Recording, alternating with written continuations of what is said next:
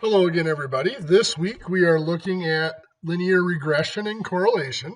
We're going to start out talking about correlation. And so our key concept here, correlation is a linear correlation, which uses the variable r as the correlation coefficient. So that's the term you're going to hear a lot in this section, correlation coefficient. It's a number that just measures the strength of a relationship between two variables. That relationship can be positive. If it's positive, it means that when one variable gets larger, the other one gets larger in a predictable manner. Or it can be a negative correlation. One variable gets larger, the other one gets smaller in a predictable manner. What we're looking at in this section is strictly linear relationships. That means that they would fall on a line on the graph. We're not going to, for this course, we're not going to get into any higher relationships like quadratic or polynomial or anything like that. So we need to, one of the first things we're going to need to do in many of our tests is to make sure that those points look like they're in a line and not some other predictable shape. So a correlation exists between two variables when the changes in one variable are somehow associated with the changes in the other variable. In other words, you can use the changes in one variable along with some sort of relationship to predict the changes in the other variable. A warning is that does not mean that the changes in the second variable are caused by the changes in the first variable. It just means they change together. There might be some other variable that causes the changes in both of them. So make sure you don't think of causation as being what correlation is describing, because it's not. It just means the two variables change in a related, predictable related way. So we're looking at linear correlation here, so that we're going to be looking at points that can be predicted with some sort of a straight line on the graph.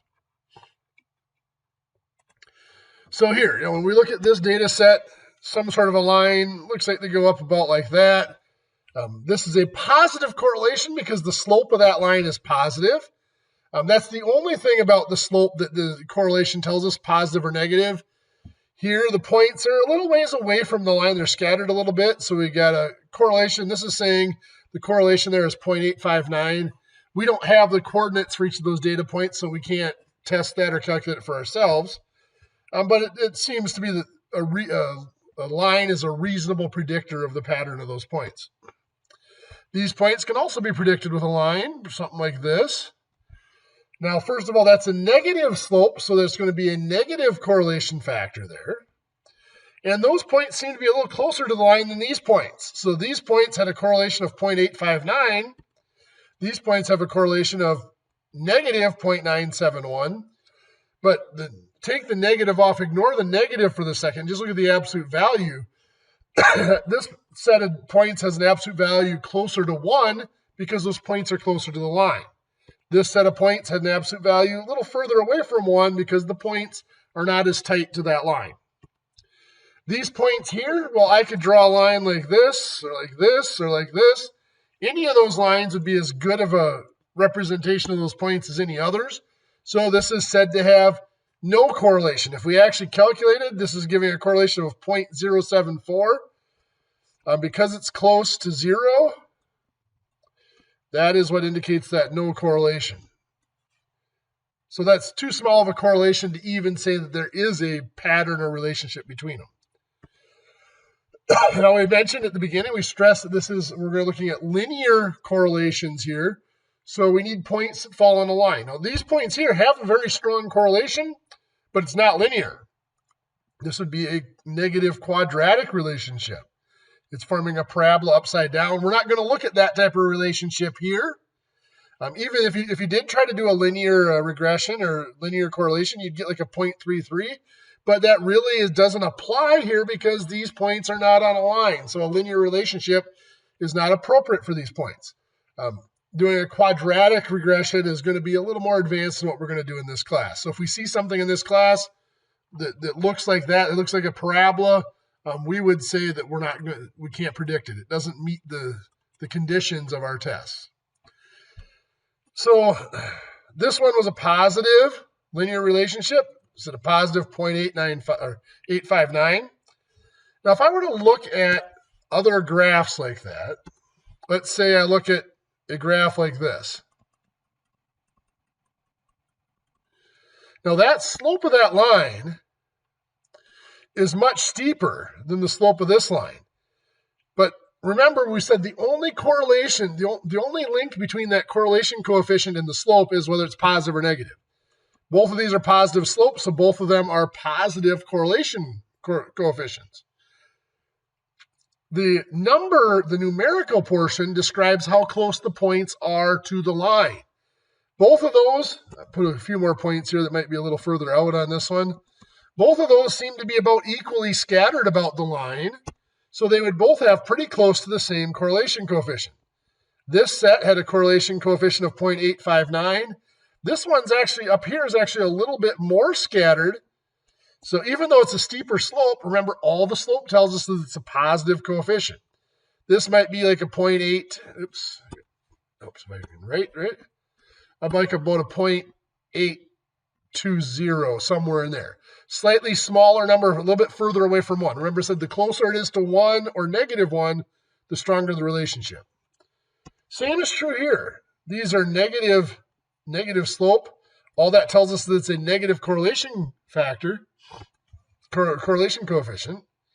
I could have points that are like this. That's still a negative slope, but it's not as steep. But those points are almost perfectly on this line when I draw in my line. So that might be a correlation of negative, but like a 0.999, because it's almost perfectly on the line. So it's going to be really close to a -1. So even though this is less steep of a slope than this one down here, it's closer to a -1 correlation cofactor. So the positive or negative tells us the slope is positive or negative. That's the only thing any of this tells us about the slope. The numerical value then tells us how close are they to being perfectly on the line or not. These, again, there's not a good line. They're all scattered all over the place, so that gives us something close to 0 because they're not very close to the line. They're way scattered out. And again, this one, technically it's not even appropriate to give that a correlation coefficient because it's not a linear relationship. So the coefficient R that we're going to use is called the Pearson correlation coefficient.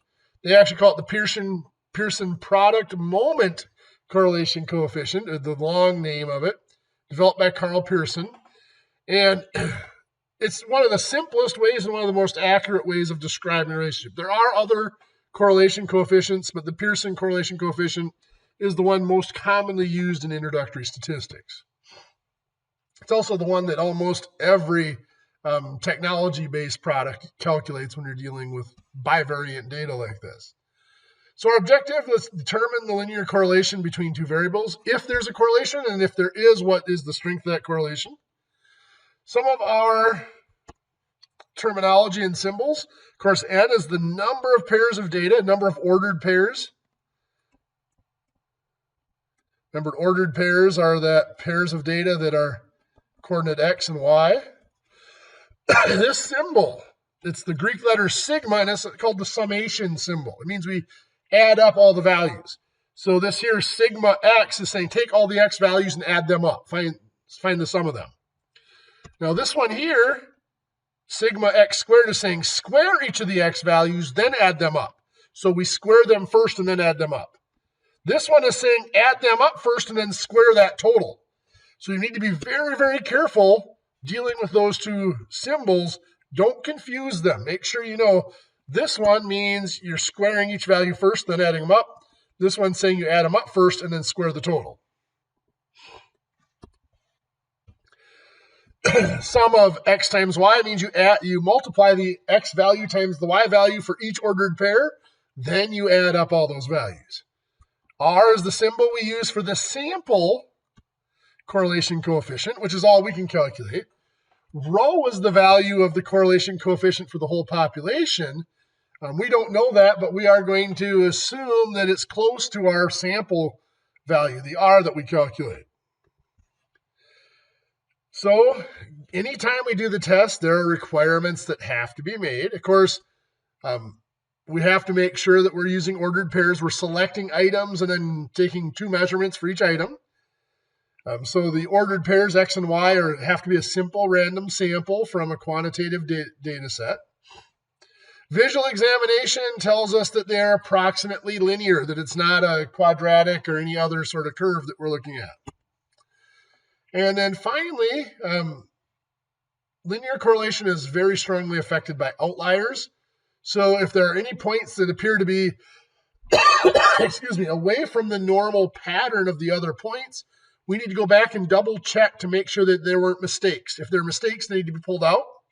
If there are not mistakes, they're going to have a great effect on our calculation. So now in a more advanced course, we would go back and analyze when do we pull them out of the calculation, even if they're not mistakes, when do we pull them out of the calculation so that we can take measurements or not. And sometimes it's impossible to tell if a data point is a mistake. So in many cases, if there's a point that's way out of ordinary with the others, way out of the pattern, we would take it out just because we can't confirm. We're given the data sets. We don't have the knowledge of how the data was collected, or we don't have the subject so that we can go back and retake a measurement to confirm a number. So to calculate the coefficient, the Pearson correlation coefficient R, there are two different formulas. This one is the summation formula. It looks like a monster. There's actually a few different variations of this formula. I think this is the simplest form of it. So you take those values x times y for each ordered pair, then you add them all up, and then you multiply that total by n. This is saying you take the x values and add them all up and find the total. You take the y values, add them up and find the total. Then you multiply those two totals, then you subtract. In the denominator down here is the square root of. You do the x squared, so you square each x value and then add them up, then multiply that total by n. Then you add up all the x values and you square it, and then you subtract those and take the square root. And here you do the same for the y values. This looks like a monster formula, but with the help of Excel or we'll show you the form. There's actually a command in Excel that does it, but we can actually do it in Excel without the command. It's not that hard to do those summations in Excel. This is an alternative form where we use z-scores. So the correlation is, remember we said it's a moment. Z-scores give us moments, how far it is from the mean. So we're measuring how far values are from the mean, and we're summarizing that. So we get a z-score for each x value of each coordinate and the y value of each coordinate, multiply them together, and then we add them all up. And then we'll divide by n minus 1. So n is the number of ordered pairs in our data set. And we're going to go through both of these calculations to show that we get the same number. So yes, this formula looks a little uglier. So most people starting out prefer this one here because it looks a little simpler and it is a little quicker to calculate. But this formula here uses a lot of the same information that what we're going to do in our next section when we actually find the regression equation. So it's helpful to use this formula for using technology. Because it gets us on our way to calculating the coefficients of our linear equation. Rounding, we want to go to at least 3 decimal places so that we can use our critical value tables when we go to test to see if we have a significant value for those coefficients. So when we interpret these coefficients, we can interpret using a p-value, and of course it's the same as it always is. If the p-value is less than alpha, that supports that there is a linear correlation. If the p-value is not less than alpha, in other words, it's greater than alpha, then it tells us that it does not support a linear correlation, so that we can't find the equation. Or we can do a critical value of the correlation coefficient. And now remember this symbol here, those 2 lines on the side of R are the absolute value. So it just means how far it is from 0. So if it's further from 0 than the critical value, then we conclude that this is a linear correlation. If it's not further from 0, if it's closer to 0 than the critical value, then we say this is not a significant correlation, a linear correlation between those variables. So our correlation factor is always between -1 and +1. The closer it is to 0, the weaker the relationship is. If it's at 0, there's absolutely no relationship.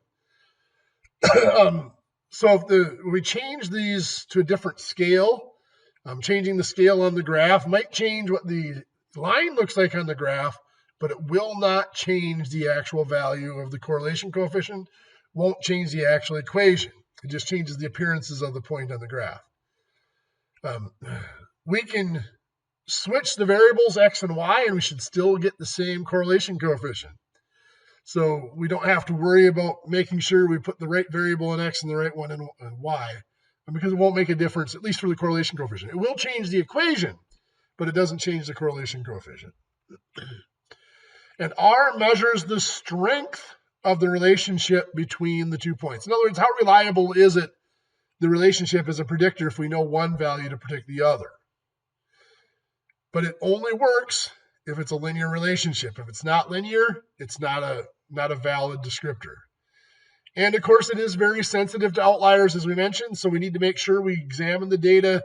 Any points that are way out of character with the others, we need to verify them and make sure they're correct points. So let's look at an example. So we have this data set here, and we want to find the correlation between them. So our first variable is the jackpot amounts of the lottery. This is going to be in millions. But we left the zeros off because it doesn't matter. We changed the scale. It's still not going to change the correlation coefficient. This is the number of tickets sold also in millions. We're showing is a relationship between the size of the jackpot and the number of tickets sold. Now we're assuming the top one is going to be our value for x, and the bottom one's going to be our value for y. Might people say, well, maybe we should say the number of tickets sold would be a better predictor of the jackpot. But we're saying what they're trying to claim here is maybe the bigger jackpot results in higher ticket sales. It could go either way. I mean, yes, the jackpot does come off of the number of tickets sold, but it's also cumulative from previous weeks. So in Excel, if you're using Excel, you actually don't need Excel stat for this. There's just a correlation function in Excel. So you notice here I have the data put into Excel. There's my jackpot and my ticket. So I'm going to go down here. I'm going to put in equals correlation. So CORREL is what they use for correlation.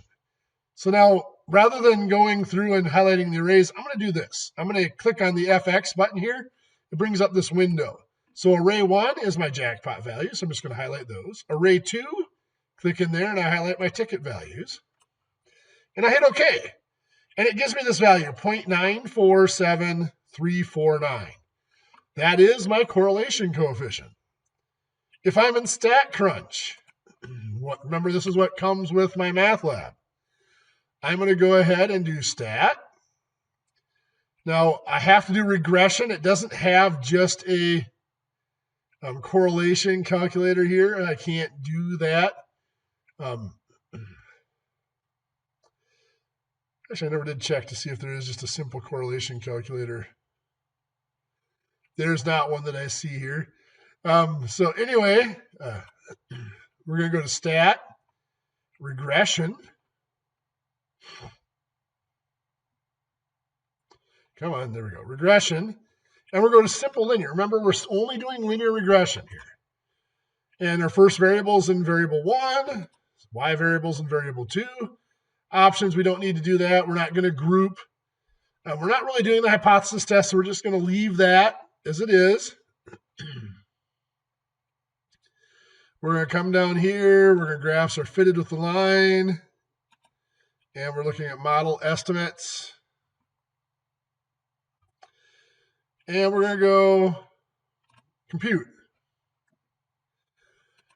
So what we have here, this is the R value, the 0.947349, exactly what Excel calculated over here in that correlation function for us.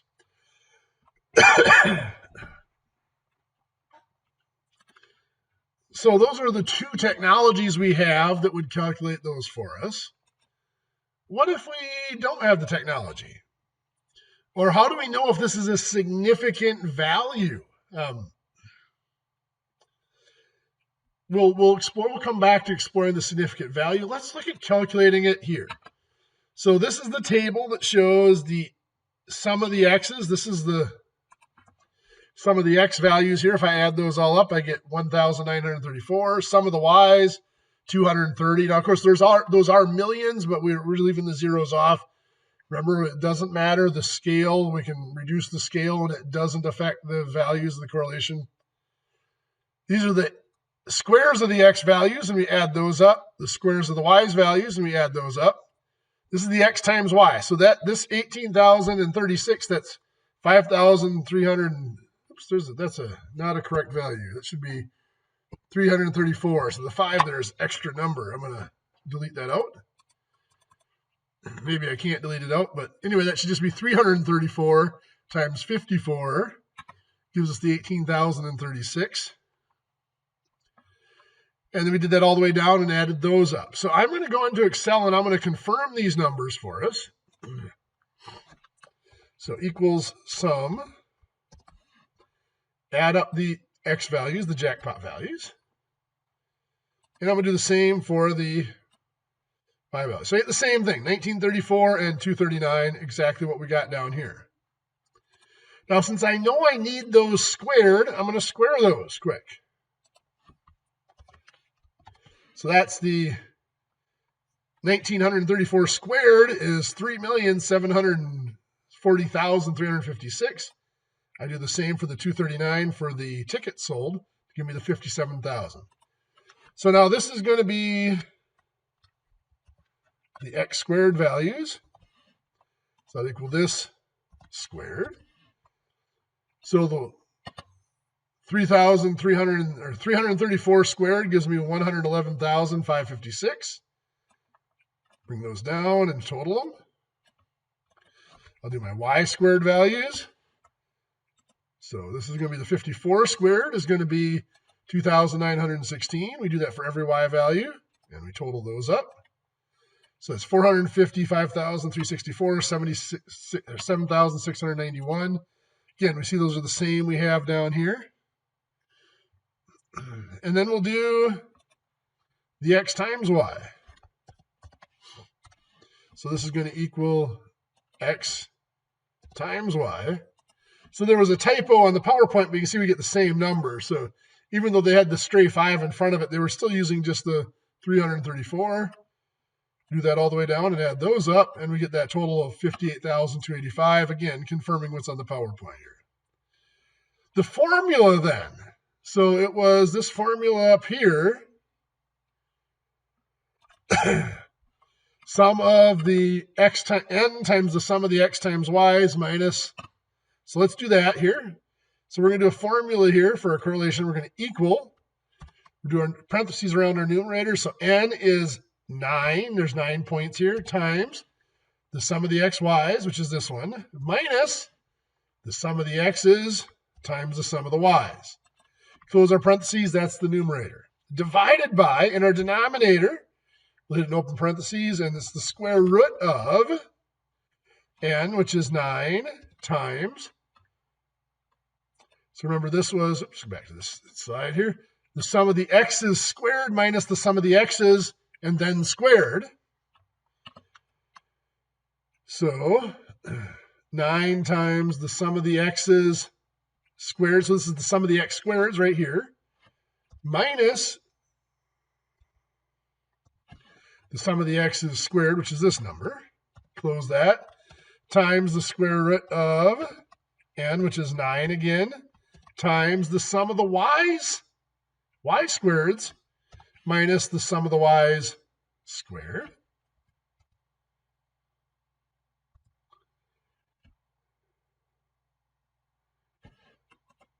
And we close our parentheses, and we close our parentheses on the denominator, hit enter, and we notice we get the exact same value. And of course, we confirm that calculation here. Got the same values there. Here's plugging them into the formula, and we get that value with the formula. So with Excel to help us, it's not tough to use this formula here. Even though it looks like a real monster formula, it's not that bad. Just have to make sure you put appropriate parentheses in. Now, I would recommend, actually, if you're using Excel and you're not good with parentheses, do the numerator in one cell, do the denominator in another cell, and then divide them to get that number. It avoids, if you're not sure with your parentheses, it avoids making a lot of mistakes. What if we want to use the alternative formula? We want to use the z-score formula. So let's do that.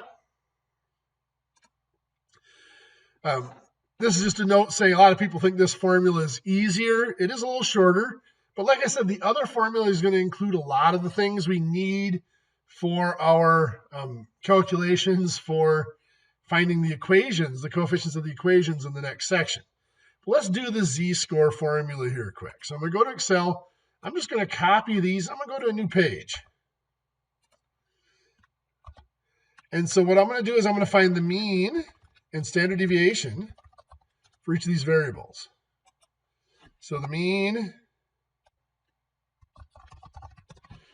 for the jackpots is 214.889. Mean for the ticket sold is 26.55. I do the standard deviation.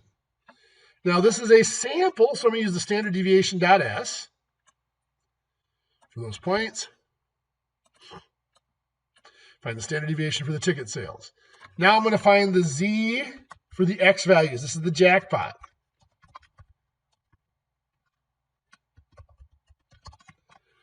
So it's equal to, remember it's the value, 334, minus the mean. Now I'm going to put a $sign in here for 12 in front of the 12.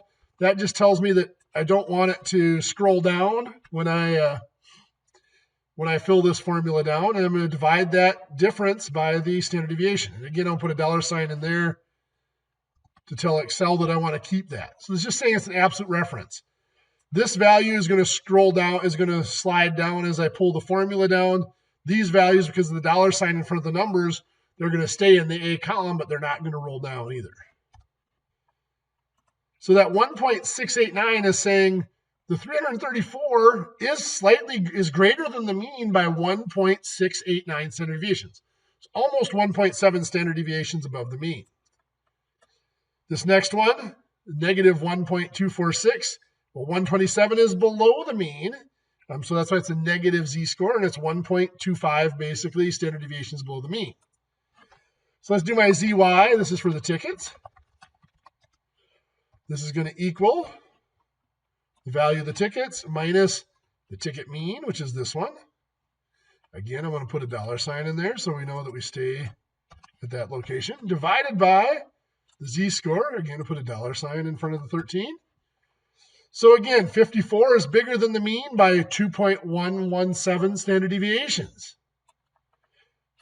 The 16 was smaller than the mean by only 0.8 standard deviations. So now that I have the z-score, this is the z-score for each of the jackpot values. This is the z-score for each of the ticket sales. Now I'm going to do the zx times the zy. So this is just going to equal this value times this value, giving me 3.57 there. I add them all up. All right, do that for all of them. Now I'm going to add that up, get a sum of all those zx and zy, zx's times zy's, and I get 7.57. The r value then, little r, is found by taking that divided by n minus 1. So n is 9, so we're going to divide by 8, and there we go, 0.94739, exactly what we found back here in both of the other methods. So this formula is a little bit simpler if you're just looking for the correlation, but again, we're going to show you in the next section when we go on to actually try to find the regression equations, those coefficients of slope and y-intercept. It's easier. This method has all the information there for us already. So it'll be easier to do that calculation if we use this method. And again, you're welcome to just use the correlation function to find the correlation value. So this is just showing the formula for finding that z-score for the first value. The 1.689 is what we had for that first value right there.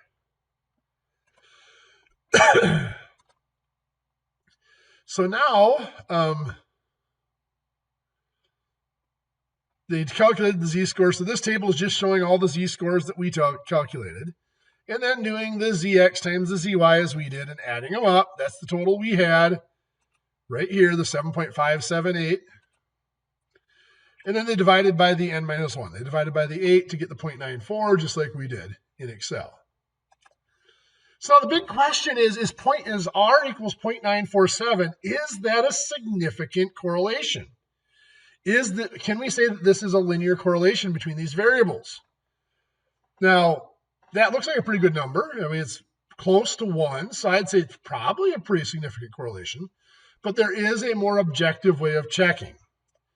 So let's check all of our requirements first. This is a simple random sample, so that is met. Next, if we look at these data points, I'd say it's approximately a straight line. If you really wanted to be picky, you might say, well, it's kind of a curve.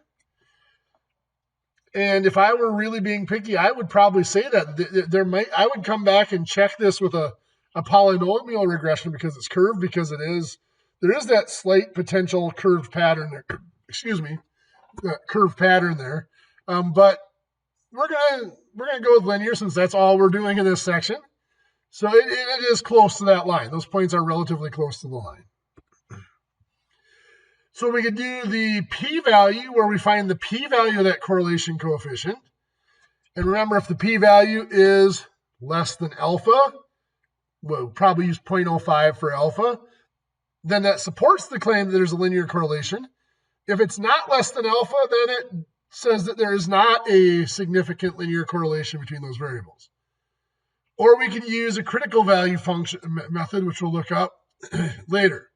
So ExcelStat would give us that p-value of 0.00010, which is definitely less than alpha of 0.05. I don't have ExcelStat on this computer, but I can do, going here, we see, I did not select the p-value when I did this one, so let's do that. Let's go back and redo the regression to make sure I show the p-value. Variable 1 and variable 2.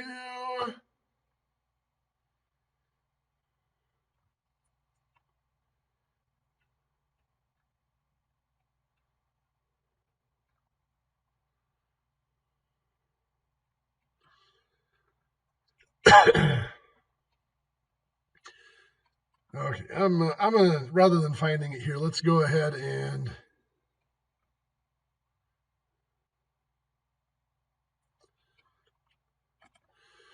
we'll come back and I'll show you how we can get the p-value by using Excel with a non-technology method here. These are giving us the estimate of the slope and estimate of the y-intercept, and we'll come back and we'll see that in a little bit. Now in Excel, we can find all those as well as a shortcut. If I take these two and I highlight them, I'm going to insert. Go to Charts, Scatter Plot. There's my points.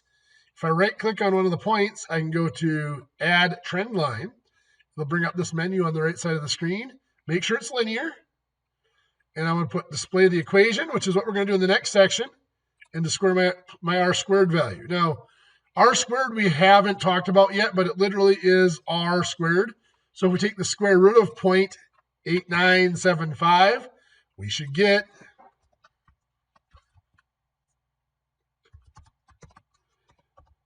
0.8975. We will get the 0.9473. After 4 decimal places, it gets a little off because the 0.8975 was rounded, but we get the same correlation R. We'll look at how we get the p-value for this here in just a couple of slides. So anyway, the way this works is we have critical values for R. And of course, we're looking, remember, it's the distance from 0. So it's the absolute value of R that matters. So if we have a critical value, we have the positive value and the negative value. Anything in between those values is telling us that there's not a significant correlation. So it's saying no correlation. If it's outside of those values, then there is a significant correlation. For this data set, let's actually find those values. It says table A6 So if you go into, gotta move my control bar here. If we go to our tables, remember this is where you just do the e-contents in MyMathLab, and you go down to Appendix A. You got to go forward a few pages. You got to get to page 786 so that we can get to table A6 here. And then this N is saying how many ordered pairs are there. We have 9 ordered pairs. If we're using alpha of 0.05,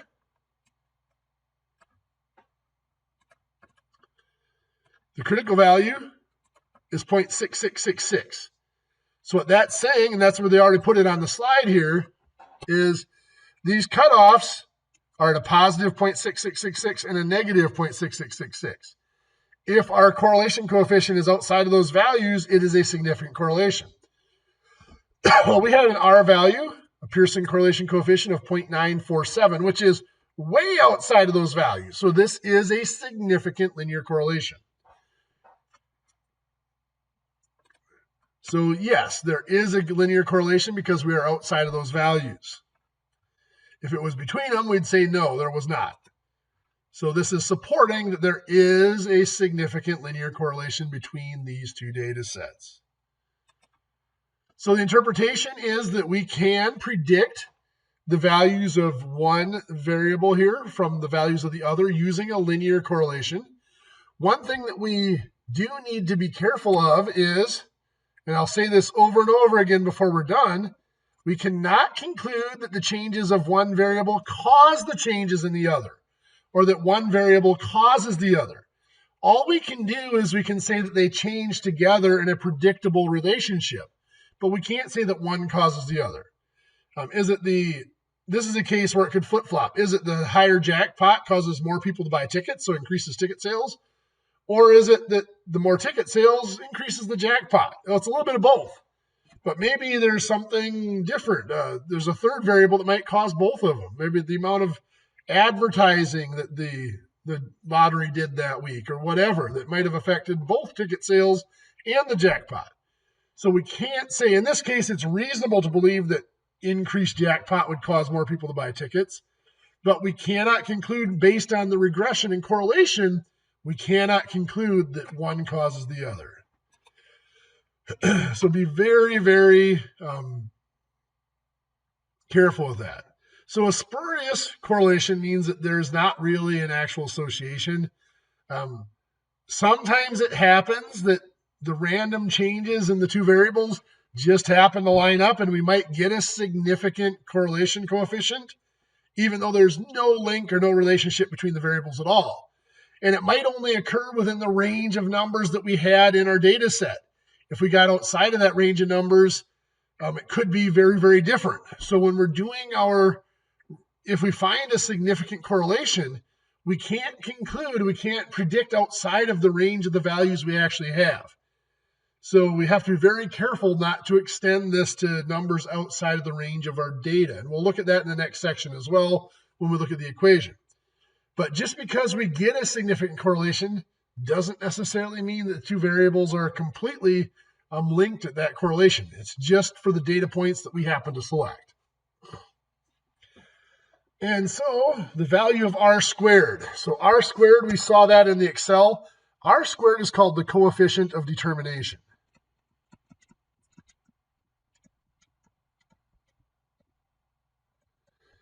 And a lot of textbooks use a capital R squared instead of a small r squared.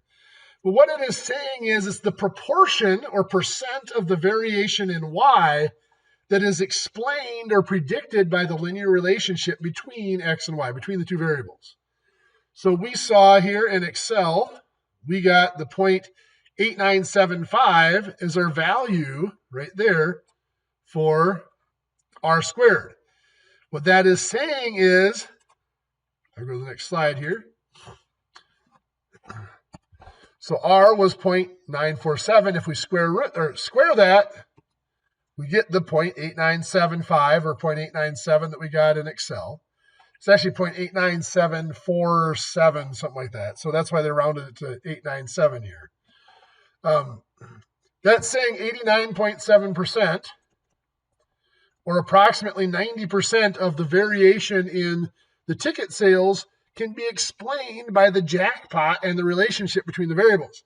So that means there's 10% of the ticket sales that is not explained by the jackpot. That is some other causes. It might be the amount of overtime people work that week, or something that, stimulus check.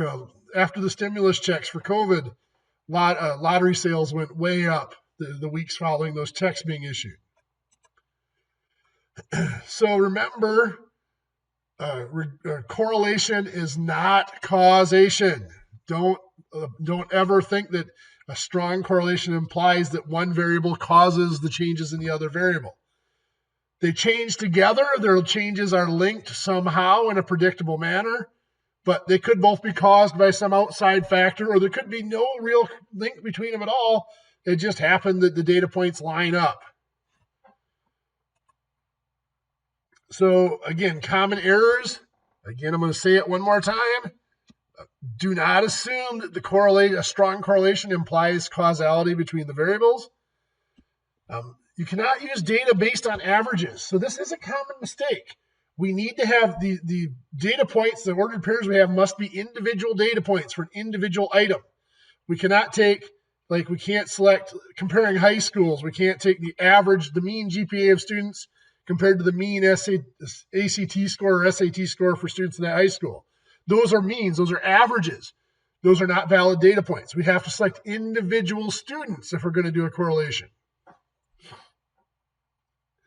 And then finally, ignoring the possibility of a non-linear relationship. So this data set that we just did, we saw that there was potentially a slight curve in that. We should actually go back and explore. Again, this class doesn't do non-linear correlations, but we should go back and explore to see if there's a polynomial correlation of some sort that gives us a better correlation than the linear correlation. Now, 0.947 is a pretty strong linear correlation, so that's a good enough predictor. But it shows us that we have our line through those data points. These data points could take off here and go way away from the line up here. So at the very least, it's a warning to us that we cannot predict outside of the range of our data. If we have an X value up here, we can't use it to predict because that could deviate from that linear relationship. So the formal hypothesis test, if I want to find the p-value of our correlation coefficient being what it is. So this actually uses the student t distribution, and the t-score is going to be found by taking the correlation over 1 minus r squared divided by n minus 2, and then square root that. So for this data set, let's do that. Let's go to Excel. My test statistic t equals, so it's r over the square root of 1 minus r squared. So r is this value divided by the square root of 1 minus r squared divided by 9 minus, now it's 9 minus 2. N minus 2 there. Let's see, make sure I've closed all my parentheses, and I have. And so I get 7.8277. Now we're just going to round it to a 7.8. Here we get that calculation. So go down here. So remember, if we get a p-value that's less than 0.04, or 0.05, alpha of 0.05, we'll say that there is a strong correlation. If we get a p-value that's greater than 0.05, then we're saying there's no correlation. So they get the 7.8 just like we did. We had 7.827, they got 7.800. Just round off errors because they use 0.947 and we use the full thing out to like 8 decimal places. But let's check that 7.8. This is a test statistic. This is a t-value. So we want to know the probability that the t-value is greater than 7.8. So this is going to equal a t-distribution. Now remember, the t-distribution gives us the value of being less than 7.8. So our degrees of freedom is 9 minus 1, so it's 8. And then we're going to go true here. But since this is less than, we want to actually do the complement. So it's going to be 1 minus this value. And we get 2.6 EE negative 5. So what that is the scientific notation. That's saying 2.6 times 10 to the negative 5th. So we've got to move the decimal 5 spots to the left. So it's 0.00026 is what that's giving us. That's basically 0. If we round it, it's going to be 0. So we get a p-value of 0, which is definitely less than alpha of 0.5. So we conclude this is a significant relationship here. So the formal hypothesis does again confirm that this is a significant relationship. I usually just use the table for the Pearson values, but you can see we can do formal testing here. Because we're familiar with the t-distribution, it's not a whole lot more difficult. So that is our correlation. We'll come back in the next section and talk about finding that regression equation.